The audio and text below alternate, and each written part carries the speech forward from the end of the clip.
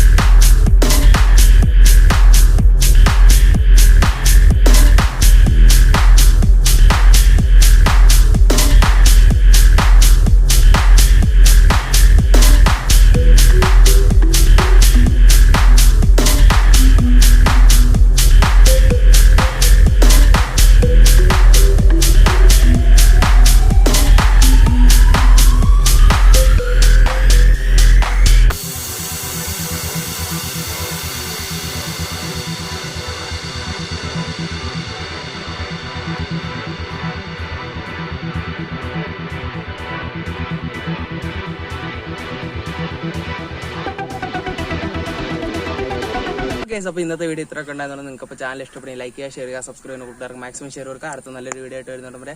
By.